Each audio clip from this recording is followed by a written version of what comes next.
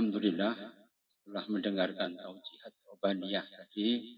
Semoga senantiasa kita mendapatkan bimbingan, petunjuk dan hidayah dari Allah Subhanahu wa taala. Ikhwani fillah, azakumullah wa iyyakum.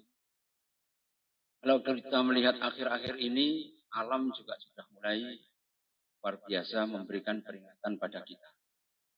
Angin siklonik ya, yang berada di utara, di selatan Pulau Jawa dan selatan Pulau Bali, ternyata membuat angin itu kecepatannya konstan ya, 40 sampai 60 km per menit.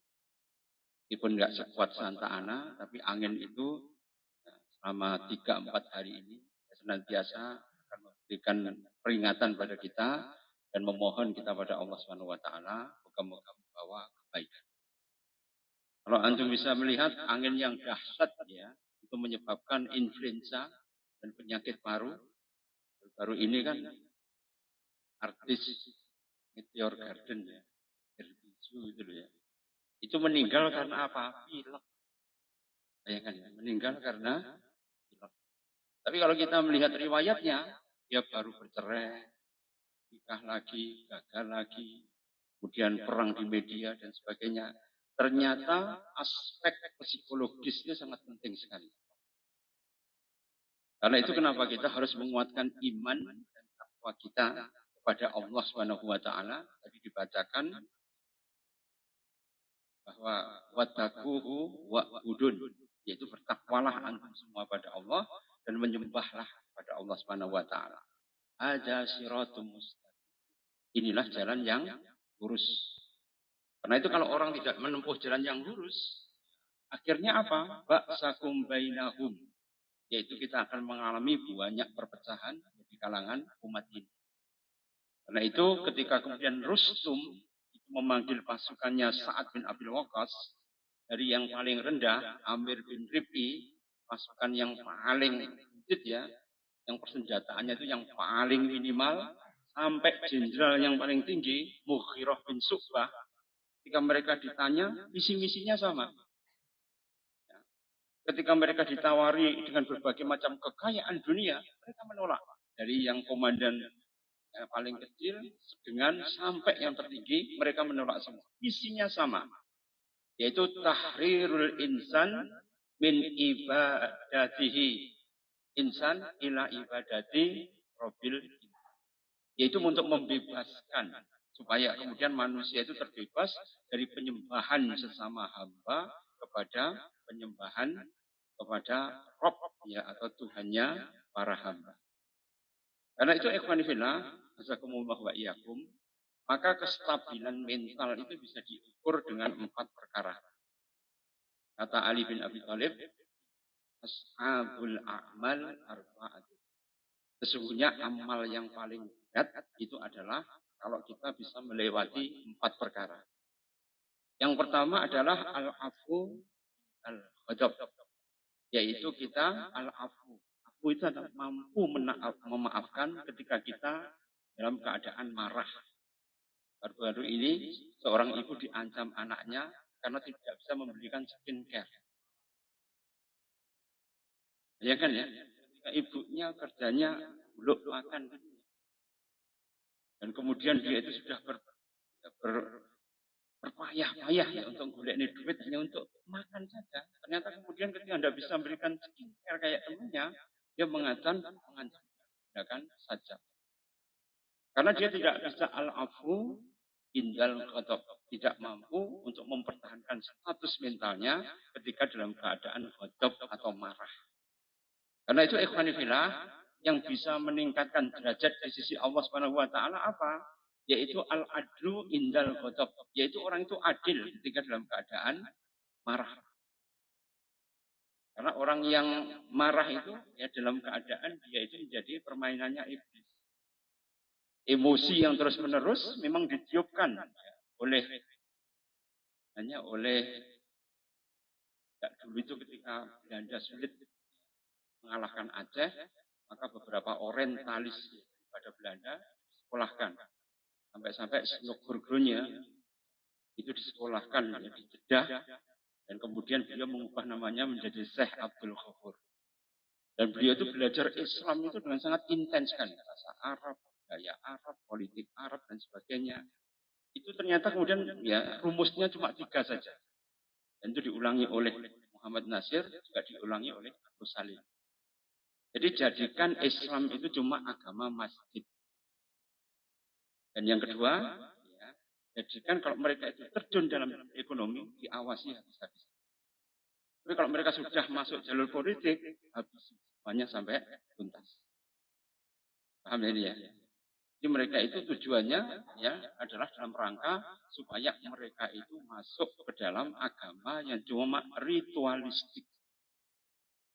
Karena itu ikhwanifillah, azakumullah iyakum, maka ketika kita kemudian tidak mempunyai akidah yang kuat, marah dan tidak mampu untuk memaafkan, maka kita gampang berpikir untuk pada opini yang tidak baik. Karena itu biasanya kalau orang itu akidahnya kuat, jatuhnya itu biasanya malah ateis. Seperti Syekh Abdullah Al-Qasimi, dulu muftinya ya, Hay'ah Kibaril Ulama ya, di Saudi tahun 1920. Ketika dia kemudian menikah dengan wanita Lebanon, dia mengarang kitab yang sangat dahsyat sekali yang sampai sekarang menjadi pegangan ya, di Hay'ah Kibaril Ulama Saudi. Itu Syirah ya bainal Islam wal Wazaniyah, yaitu tempuran abadi antara Islam dengan penyembah berhala. 3 jilid tebel-tebel. Itu karangan beliau. Tapi ketika beliau kemudian berjalannya waktu, tiba-tiba muncul karangan beliau itu di Mesir tahun 40-an. Judulnya apa? Al-Hiyal Akhlal. Aku lepaskan belenggu ini. Yang isinya apa? Dia mengaku sudah ateis. Di mufti Saudi menjadi ateis. Kenapa perubahannya sangat cepat sekali akhirnya? Karena mereka itu emosi. Orang yang sudah mempunyai haibah ya, kewibawaan, sering dihormati, ketika mereka harus tawaduk atau andap asar, itu biasanya tidak bisa. Karena itu kenapa Kanjeng Nabi itu ketika kemudian ada seorang yang nyalami beliau, dia tidak akan melepaskan sebelum orang tadi melepaskan. Kalau kita kan kadang-kadang cuma gini. Ya benar. Karena kan kita cuma gugur, wajiban Rasul itu memegang begini, ya tidak akan melepaskan sebelum lawannya itu melepaskan. Sehingga banyak sekali orang itu cuma menjadi adventurer ya dakwah itu ya cuma mengambil keuntungan dalam dakwah, tapi kemudian tidak melakukan perjuangan yang didasari dengan ruhul badri wa tadhi. Itu ruh untuk Antum tahu ya, Syekh Abdul Somad Al-Padani, yaitu muridnya gurunya daripada Hadratus Syekh Hasyim Asy'ari dengan Daud Al-Fatani. Dia itu ternyata mengarang Rizalatul Jihad. Dan beliau itu meninggal ketika berjihad di Tani di daerah Ilan. Buku beliau, kalau kita lihat Al-Padang, Abdul Somad nih ya, ini kan dari Sumatera kan. Tapi beliau kemudian ya banyak belajar ya di Mekah sana, kemudian menjadi guru-guru daripada ulama Nusantara kita. Tapi beliau meninggalnya dalam keadaan berjuang di daerah Patan. Menunjukkan bahwa ya, ketika terjadi universalitas Islam, inilah yang paling ditakuti oleh kolonialisme dan imperialisme. Enggak akhirnya kemudian ketika viral, kayak Lurah Kohot tadi ya. Kohot tahu ya, tiba-tiba punya Pajero, dan ya, Rubicon ya. Dia punya mobil mewah banyak, semuanya ditinggalkan, dia cuma pakai Rubiconnya saja. Kira-kira pajaknya 23 juta. Jadi kan barang mewah sekali. Ini menunjukkan ya bahwa mentalitas ya daripada kaum kita itu masih seperti itu. Ya zaman penjajahan, ya zaman sekarang mempunyai hampir status yang sama. Karena itu ikhwanifillah, istiqrarul aqidi, istiqrar itu stabilnya akidah ditandai dengan apa? Kalau mereka itu gampang memaafkan dalam keadaan marah. Nah itu Ali bin Abi Thalib ketika berperang, kemudian dia sudah mengalahkan musuhnya, mau membunuh itu, ternyata kemudian diidoni ya gitu. Itu dia diludahi, nggak jadi dia membunuh. Raya, itu ngalih sih bro, lihat musuh sing dia, kaget musuhnya. Kenapa sudah perang seru-seru, dia kalah, tinggal ya finishing saja. Ternyata kemudian Ali bin Abi Thalib itu kemudian meninggalkan gelanggang, bukan tinggal gelanggang colong payu, enggak, tapi apa? Dia takut kalau kemudian dia berperang itu karena marah. Berarti sampai seperti itu diurusi ya, ya, yang berkaitan dengan apa? Qad aflaha man tazakka. Dalam keadaan perang sekalipun, tazkiyah wa tasfiyah ya fin nufus, yaitu adalah membersihkan jiwa, kelurusan niat dan sebagainya, itu masih ihtimami. Ya, karena itu ketika kita melihat sekarang banyak remaja kita ketika menghadapi perkawinan itu skeptis. Yang ada cuma apa? Berusaha untuk mencari ya dasarnya dunia. Sedangkan dunia, ruhbatun fid dunia, itu ambisi terhadap dunia, ujung-ujungnya apa? Kecewa. Ya, karena hubud dunia itu ya gandengannya apa? Wakarohiyatul maut. Jadi takut kepada kematian. Kalau takut kepada kematian, akhirnya apa? Merebak yang namanya jubana. Jubana itu apa? Pengecut. Nah ya, Hidayat Nur Wahid ketika bertanya pada pemimpin Arab ketika terjadi konferensi Islam. Loh, kenapa jenengan itu sebagai pemimpin, punya kuasa, punya perintah, punya komando, kan menolong Palestina mudah saja. Iya, Banda. Kan menolong Palestina kan mudah kan? Memberikan akses bantuan, membuka Arafah, memberikan bantuan untuk mukhayyamat atau penampungan, dan kemudian memberikan suplai makanan dan sebagainya. Tidak ada masalah, kan cepat kan? Yang ada kan cuma Qatar, Qatar saja numpuk ya di perbatasan Rafah, tidak bisa masuk. Karena apa? Mesir bersikeras, kemudian tidak memberikan jalan masuknya bantuan. Jika Gaza yang kecil itu kemudian terisolasi dalam keadaan tidak punya bahan makan. Bangsa Arab yang lainnya diam seribu bahasa. Dan ketika ditanya ya oleh beliau, kenapa kemudian kok tidak memberikan bantuan? Mereka terus terang menjawab, nahnu jubana. Kami pengecut. Nahnu. Artinya apa? Ikhwan fillah, azakumullah wa iyyakum. Inilah yang membuat kita itu menjadi bangsa yang kadang-kadang ketika menghadapi sesuatu, taking risk-nya itu menjadi sangat kecil sekali. Sehingga berbeda dengan Amir bin Ribi'i, seorang prajurit Kroco, yang dia diutus ya oleh Sa'ad bin Abil Waqqas untuk menghadap Rustum. Pertama kan jenderalnya Mughirah bin Syu'bah. Dan Mughirah bin Syu'bah itu tanpa tedeng aling-aling langsung masuk istananya Rustum, langsung duduk di sebelahnya Rustum. Kan tidak boleh ya, utusan dia harus ya, istilahnya harus munduk-munduk dulu, penghormatan dan sebagainya. Jadi Mughirah bin Syu'bah langsung masuk, dia duduk dan kemudian dia makan cara ningratnya Persia. Artinya apa? Dia memahami adat orang Persia. Meskipun dia biayaan duduk di dekatnya Rustum, tapi cara makannya, sekolah bawonya, semuanya itu sesuai dengan orang Persia. Tapi ketika ditanya, apa visi misimu? Maka visi misinya cuma apa? Mendakwahkan Islam.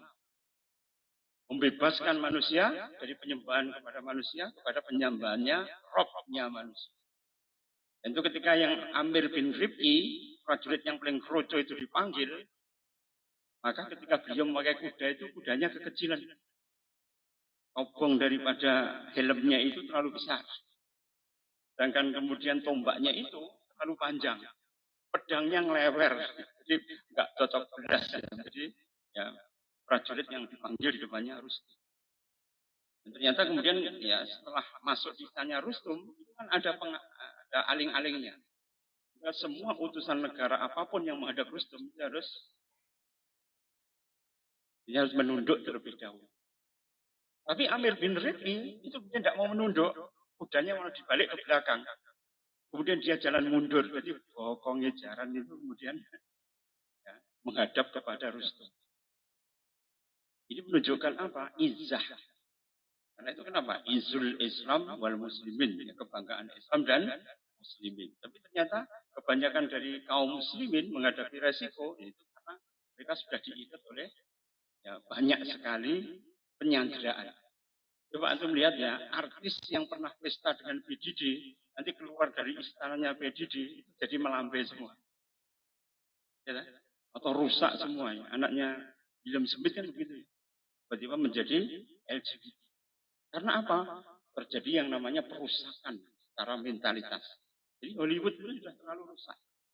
Mereka tidak akan bisa naik sampai ke puncak, kecuali harus kemudian manut kepada ya, para blogernya itu yang ternyata Brokernya itu broker pemuas nafsu, sesama jenis dan pesta seks dan sebagainya. Ini menunjukkan kerusakan mental yang sangat masif. Jadi kemudian bisa jadi cloning di negara-negara yang lain. Tapi Allah masih kasih sayang kepada kaum muslimin yang ada di Amerika. Dengan apa? Ya ditampakkan adanya bencana yang terus-menerus. Apakah bahkan sekarang sudah berhenti? Kan tidak. Kan? Apakah di San Francisco ya badai salju yang dahsyat berhenti? Belum. Semuanya menimbulkan banyak sekali kerugian. Tapi ketika kemudian Trump diangkat menjadi presiden, ya, apakah dia mengulurkan bantuan pada pengungsi yang ada di California? Tidak sama. Jadi ikhwanifillah, kadang-kadang mereka itu pegel ya kepada bangsanya sendiri. Tapi mereka tetap mensuplai Israel itu untuk berperang dengan bangsa yang jadi yang namanya at-tanaqud. At-tanaqud itu adalah mental kontradiktif. Mental kontradiktif. Di mana mereka itu memasang double standar. Karena itu innal munafikina lakadzibun. Sebenarnya orang munafik itu sukanya apa? Berbohong. Jadi kalau sudah suka berbohong, kemudian melayani atau menyelisih daripada kebenaran, ujung-ujungnya apa? Dia masuk ke dalam yang namanya yaitu penyimpangan mental secara visual, perlahan-lahan. Karena manusia hidup itu kadang-kadang kalau tidak berdasarkan iman, dia hidup dengan topeng. Ketika dia dengan komunitas ini, dia pasti pasang topeng ini. Ketika kemudian dia hidup di sini, pakai topeng ini. Bukan apa adanya. Maka ujung-ujungnya apa? Insecure. Oh ya insecure. Rasa dirinya itu tidak aman. Rasa berdosa terus-menerus. Dulu ketika zaman Pak Harto kan ada Petrus kan. Ada Petrus itu. Seseorang itu yang sudah stroke, sakit. Itu mau tobat itu datang seorang ustadz. Jadi yang penembaknya itu.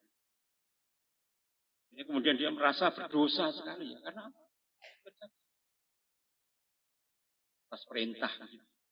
Dan ketika sudah sepuh, ya ujung-ujungnya apa? Untuk menyesali pun juga sudah terlambat. Karena apa? Dia melihat banyak sekali kezaliman yang telah dia lakukan. Apakah Gusti Allah ngampuni? Ini diampuni. Cuma dia harus merasakan banyak sekali penderitaan itu. Tidak dia merasa berdosa. Sampai kemudian dia merasa diampuni oleh Allah Subhanahu wa Ta'ala. Sedangkan orang yang bertobat itu merasa dosa itu harus kemudian diingat terus-menerus. Ciri orang yang bahagia itu apa? Kalau menurut Rasulullah dalam kitab Nasaihul Ibad. Ciri orang yang bahagia itu adalah dzikrudunub al-madiyah. Dzikrudunub al-madiyah. Yaitu mengingat-ingat dosa yang telah lalu. Ciri orang yang sakawah atau orang yang celaka. Yaitu dzikrul hasanat al-madiyah. Senengane mengingat-ingat ya, keberhasilan yang telah lalu. Orang itu mengingat keberhasilan, kebaikan, kemurahan, kedermawanan yang telah lalu diingat-ingat kemudian ya berusaha ya untuk kemudian dibanggakan pada manusia, ujung-ujungnya tidak bahagia.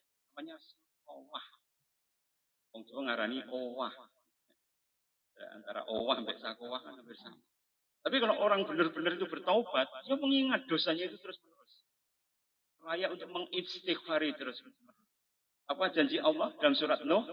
Wa qul tastaghfiru rabbakum innahu kana. Barang siapa yang kemudian bertobat pada Tuhannya, apa? Yursilis sama'a alaikum. Diturunkan hujannya sangat lebat kepada semua tanahnya itu akan menjadi subur. Wa yumditkum bi amwalin. Dan kemudian hartanya akan diperbanyak. Wabanin, kemudian anaknya juga diperbanyak. Jadi keturunan kita menjadi berkah, ya berenah dan berkah. Ya. Itu kalau kemudian kita banyak istighfar. Coba Berbisu itu ketika ya dia kemudian keguguran, dia terus menyalahkan orang lain. Ujung-ujungnya apa? Stres sendiri, kena pilek mati dia. Siapa itu pemilihan God of Gambler itu? Ya, John Juvat. John Juvat itu ketika kemudian anaknya meninggal, maka dia kemudian menjadi orang yang disebut menurut dia. Ya. Duitnya apa? Dia tidak butuh kekayaannya. Istrinya itu kan konglomerat. Dia sendiri juga punya royalti film yang banyak sekali. Tapi hidupnya dia hanya makan di pinggir jalan. Kemudian dia merasa bahagia ketika hartanya itu disumbangkan kepada orang lain. Di Nurifes kemarin ditemukan di jalan-jalan sambil ngerokok kayak gelandangan. Ya. Karena apa? Bosan dengan kehidupan mewah. Karena kalau orang itu setiap hari berada dalam titik nadir opo-opo enek, cuma pak, ujung-ujungnya apa? Kalau menurut Alvin Toffler yang namanya itu adalah shock culture. Jadi shock culture itu membuat orang menjadi insecure, merasa tidak aman. Karena manusia itu diciptakan oleh Allah itu dengan insting apa? Berjuang.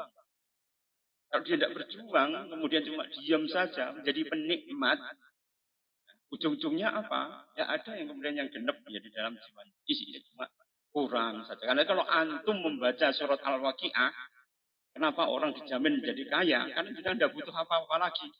Pak, kalau jenengan membaca surat Al-Waqi'ah, manusia cuma dibagi menjadi 3. Warobun, ashabul yamin, dan ashabul simal. Cuma itu. Terus antum mau lari kemana? Tidak bisa. Allah masih memberikan 2 kebaikan dan 1 kemudaratan. Karena itu kenapa? Allah memberikan pada kita 8 pintu surga, tapi untuk neraka cuma 7 saja. Itu sudah kemurahan Allah Subhanahu wa taala. Ya benar. 7 pintu neraka. Tapi kalau pintu surga ada 8. Ya, artinya apa? Rahman dan Rahimnya Allah itu sangat dahsyat sekali. Karena itu ikhwanifillah. Yang kedua, hal yang sulit itu jud indal usrah. Jud itu apa? Jawad. Jawad itu apa? Dermawan. Jadi loman dalam keadaan susah. Loman dalam keadaan susah. Apa bisa? Bisa. Zaman Rasulullah dulu, ya isul usrah, yaitu adalah pasukan yang penuh dengan ya kesoroan ya ketika berangkat karena musim panas. Harusnya mereka itu memetik kurma. Tiba-tiba ada perintah dari Rasulullah perang Tabuk. Ya. Itu untuk apa? Untuk berangkat. Dan jaraknya itu sangat panjang sekali akibatnya. Perbatasan dengan Romawi. Dan kalau jalan, ya mereka itu kemudian tidak punya bekal yang cukup. Sehingga mereka harus berbagi dengan teman yang lain. Sampai para sahabat. Ini 1 kurma itu diemut oleh 10 sahabat. Bukan dimakan lagi, diimut. Supaya apa? Merasa sensasi makan kurma. Karena itu kenapa Rustum itu kemudian bergetar hatinya ketika melihat kaum muslimin. Ketika kemudian mereka menyeberang sungai Tigris. Sungai Tigris itu panjangnya hampir 30 meter. Dalamnya ya bervariasi dari 5 sampai 10 meter. Jadi sungai yang sangat dalam sekali. Dan ketika kemudian pasukannya Sa'ad bin Abi Waqqas itu mau menemui Rustum, itu kemudian ya si Rustum itu tersenyum-senyum. Melewati sungai, orang Arab atau melewati sungai, pasti kalau lewat itu mesti tenggelam. Karena apa? Sungainya sangat deras sekali, kemudian juga sangat dalam sekali. Dan mereka kemudian saling bergandeng tangan satu dengan yang lain. Ketika mereka bergandeng tangan satu dengan yang lain, ketika sudah sampai di tengah, ternyata mereka tidak tenggelam. Itu membuat tentara Persia itu menjadi takjub dan shock semua. Wong nyabrang harus ditulungi Gusti Allah, perang terus piye. Dan yang lebih dahsyat lagi, yaitu ketika kemudian peples tempat minumnya, salah satu prajurit itu lepas. Maka seluruh pasukan itu langsung mencari semua. Ya, sambil tetap bergandengan itu mereka mencari di mana kantong airnya, girbahnya tadi di mana. Obok-obok sungai itu sampai ketemu. Sudah menunjukkan pada tentara Persia yang sangat dahsyat. Antum tahu jumlahnya pasukan Sa'ad bin Abi Waqqas berapa? Cuma 40.000. Pasukannya Rustum berapa? Ya, 150.000. Yang dibawa Rustum sebenarnya 300. Tapi yang 150 dibawa ke Madain atau di Taisifon namanya. Taisifon ini nama Yunaninya, sedangkan nama Arabnya itu Madain. Itu ibu kota daripada Persia. Karena dia takut Israel Yezdegit nanti mendapatkan banyak kemudaratan, maka pasukan oleh Rustum dibagi menjadi 2. Yang satu dikembalikan ke ibu kota, yang satu menghadapi kaum muslim. Dan itu ketika mereka melihat kaum muslimin itu lepas ya girbahnya, kemudian saling mereka itu ya berpegang tangan dalam rangka untuk kemudian bisa mendapatkan tadi. Luar biasa. Membuat mereka itu menjadi ya langsung hatinya itu menjadi langsung down semua. Ikhwan fillah,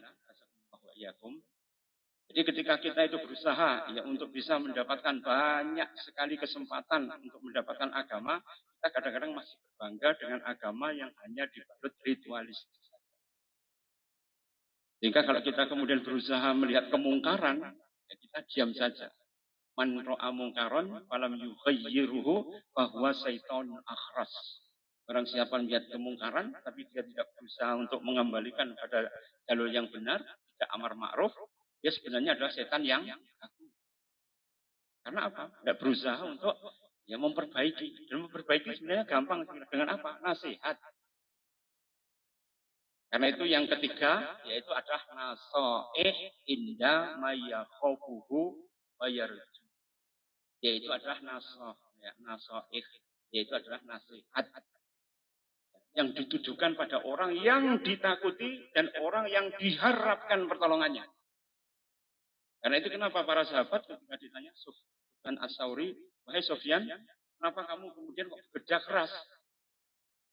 Ingatlah bahwa saya dakwah harus kaya.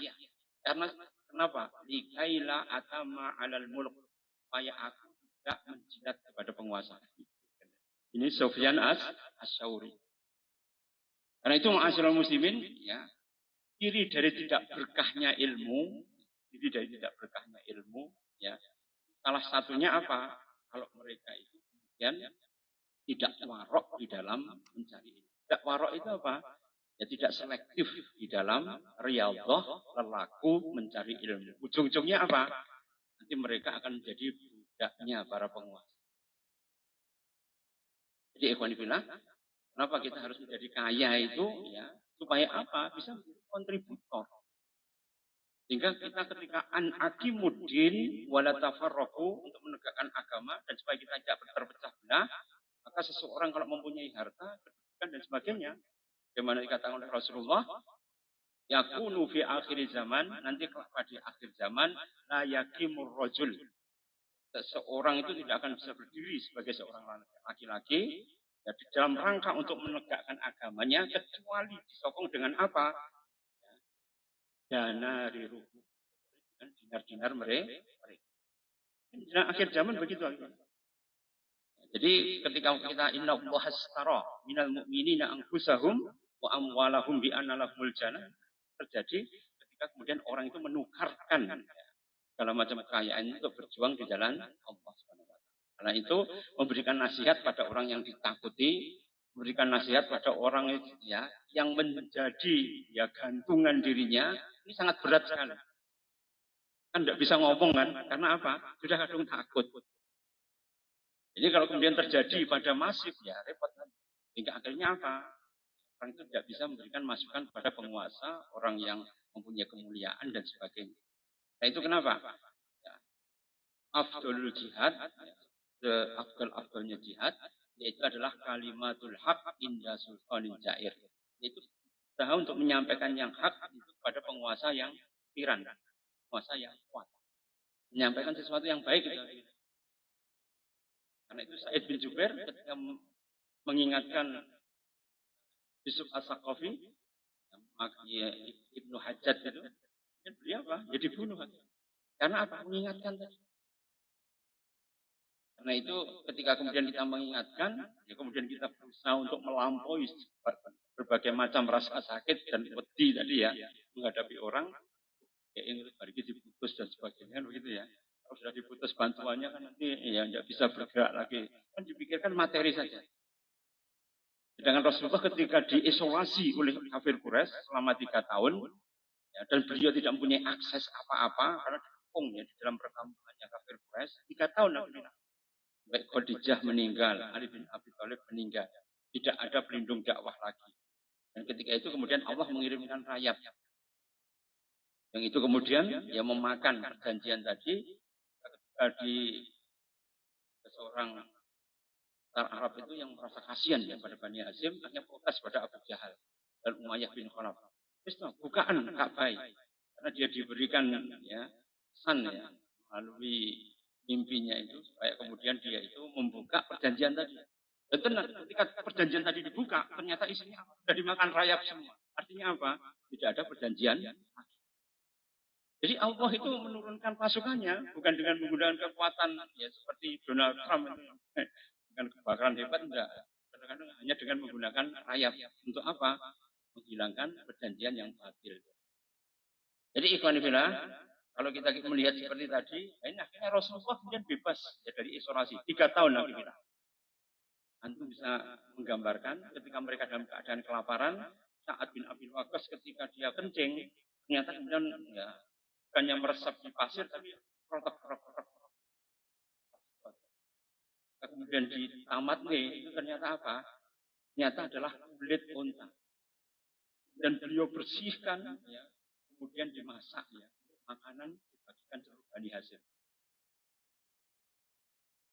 Kekurangan makan, tidak boleh bermuamalah, diisolasi selama 3 tahun, seluruh keluarga Bani Hashim, yang iman maupun yang. Jadi perjalanan Kanjeng Nabi itu bukan kaleng-kaleng, bukan langsung diberikan pertolongan oleh Allah, kemudian menang dan sebagainya, tapi melalui sebuah penderitaan yang luar biasa. Membuat tarik kondak. Itu sampai Rasulullah diikat dengan 2 batu. Ketika para sahabat ini mengeluh, ya Rasulullah, kami sudah tidak kuat lagi. Ini perut kami itu ya, kami ganjal dengan 1 batu. Maka Rasulullah itu sambil sumuk gitu, menyingkap bahnya, ternyata beliau diikat dengan 2 batu. Yahya Sinwar tahu ya, yang kemarin meninggal. Tadi ya. Ketika diotopsi oleh dokter Israel, dokternya geleng-geleng. Karena apa? Beliau 3 hari tidak makan. 3 hari tidak makan. Di dalam ususnya tidak enak makan. Artinya apa? Ketika berjuang itu benar-benar dalam keadaan luwe. Ini awak dia kan pasukan peti luwe. Ini Yahya Sinwar luar biasa. Dalam keadaan lapar, dia dikepung oleh pasukan Israel. Ya, 2 temannya sudah syahid duluan. Dia kemudian berusaha untuk melawan sendiri. Sampai kemudian beliau itu oleh helikopter baru kemudian meninggal. Israel kan tidak wani, adu Arab ya. Dan ini dengan menggunakan mesin perang yang canggih. Itu membunuh Syekh Ahmad Yasin yang beliau sudah lumpuh sejak usia 13 tahun. Yang mengobarkan intifadah 87 kan. Syekh Yasin. Dan beliau itu sudah lumpuh sejak jatuh waktu pramuka. Dan dia itu lumpuh dari air sampai. Dan beliau hidupnya hanya di kursi roda saja. Sejak umur 13 tahun. Untuk membunuh beliau itu dengan ya, helikopter apa aja. Kalau sini apa aja kan pakai rokok. Beneran. Ya, ketika subuh itu kemudian dihajar dengan yang ditembakkan dari. Itu ketakutan musuh. Tasabuhum jami'an wa qulubuhum shatta. Apakah kamu mengira mereka itu bersatu? Nah, antar mereka pun akan terpecah. Tasabuhum jami'an. Dan kira kan mereka itu tapi hati mereka terpecah sama dengan kaum muslimin. Kelihatannya bersatu dan ternyata hatinya terpecah. Nah itu programnya Sinoprodronya kan berarti berhasil kan? Ya benda menjadikan Islam itu kemudian dipolitisasi, kemudian pengawasan ketat pada ekonomi. Akibatnya apa? Ya, kaum muslim tidak punya modal. Karena itu kenapa Rasulullah mengatakan innakum asbahtum fi zamani. Rasulullah pernah berkata pada para sahabat, antum semua itu hidup pada zaman di mana kasirun ya fuqaha, para fakihnya yang menguasai ilmu banyak. Wa qalilun khutaba, tapi para penceramahnya sedikit. Kemudian ya wa qalilun alu, dengan orang yang meminta-minta. Wa katsirun maftuh, sedangkan yang memberi itu banyak. Itu zaman Rasulullah. Maka Rasulullah mengatakan ya, al-amalu khairum minal ilm. Sesungguhnya amal lebih baik daripada ilmu.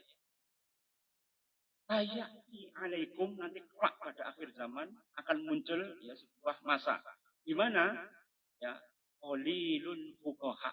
Jadi fuqahanya sangat sedikit. Yang fakih tentang ilmu, yang mendalam ya, tentang ya, tasawur atau wawasan ilmu itu sedikit. Sedangkan kasirun khutbah yang menjadi penceramahnya banyak sekali. Yang kan ya sekarang ada sholawat koplo yang berkaitan dengan hal-hal yang kemudian ya, cuma senang-senang, hura-hura dan sebagainya. Esensinya tidak ada. Karena itu Utsman bin Affan mengatakan bahwa sholat itu penting. Ya. Tapi melaksanakan tanha anil fahsai mungkar itu sesuatu yang sholat itu penting. Baca Quran juga penting. Mengamalkan Quran itu jauh lebih. Sedekah itu penting. Menjaga keikhlasan pasca sedekah itu lebih. Kemudian yang terakhir adalah ini ada 4 ya. Yang pertama adalah al-afu indal ghadab, kita memaafkan dalam keadaan marah. Yang kedua, jud bil usrah, yaitu kita kemudian murah hati ketika kita dermawan ketika dalam keadaan susah. Kemudian nasoeh, kita memberikan nasihat liman yakhafuhu ayyarjuh, yaitu pada orang yang kita takutkan, kita harapkan pertolongan. Dan yang keempat yaitu adalah ifah fi kulfah. Ifah itu apa? Menjaga diri kalau dalam keadaan sendiri. Repot ya, wangel ya.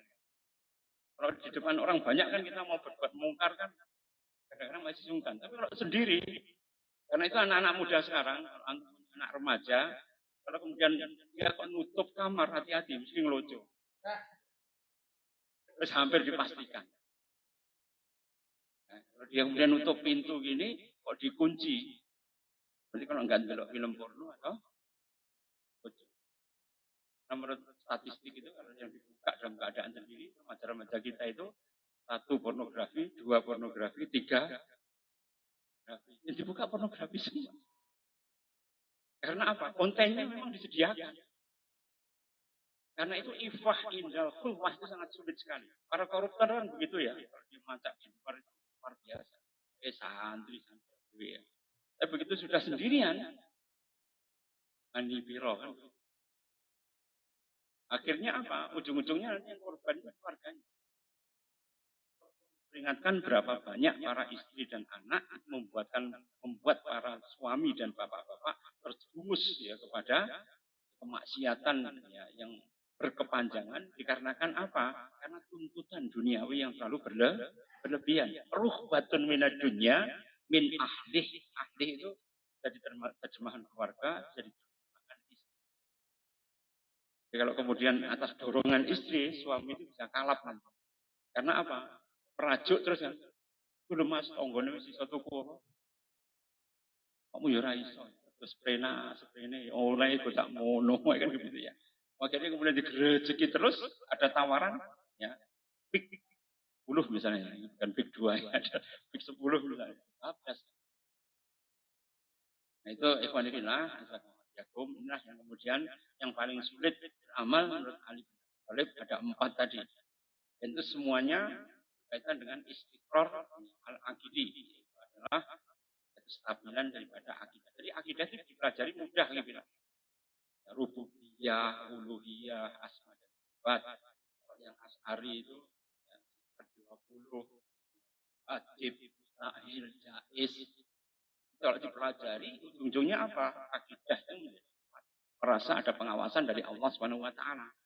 Kita tidak usah loh Allah itu di atas mana-mana dan sebagainya. Ya Banda. Quran kan jelas ya. Wa huwallazi khalaqakum ma fil ardi jami'an tsumma stawa ilas sama jelas ya.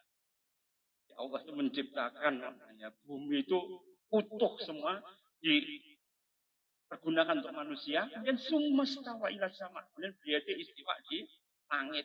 Sudah selesai. Hanya kan begitu dalam surat Al-Baqarah kan.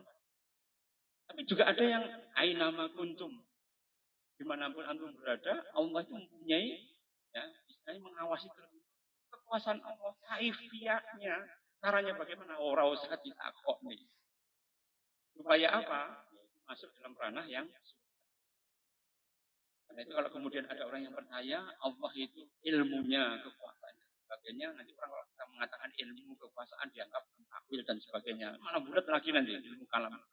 Yang penting kita imani saja bahwa Allah itu menciptakan alam semesta, mengatur semuanya, dan kita berkewajiban untuk menyembah. Dan kita mengagungkan Allah dengan apa? Asma wa sifat. Setelah itu kemudian apa? Lahirlah akidah itu penting, tapi yang jauh lebih penting apa? Aplikasikan akidah dalam kehidupan jauh lebih. Sama demikian nanti bilang, semoga ini bisa bermanfaat, mengobati daripada kemarin itu libur ya. Nah, ada acara mendadak. Tadi juga saya dari Malang, rekan mertua untuk kontrol di PT Kulanta. Baru pulang mak, langsung jangan terus ke sini saya tadi sholat. Merupakan barokah yang luar biasa dari Allah. Nah, kita mendapatkan barokah yang sama ya dari Allah sehingga masya Allah kita mendapatkan syahadah atau kebahagiaan di dini wa dunya wal akhirah. Aku lu qouli hadza astaghfirullahalazim wa lakum wallahu muwaffiq ila aqwamit thoriq. Wassalamualaikum warahmatullahi wabarakatuh.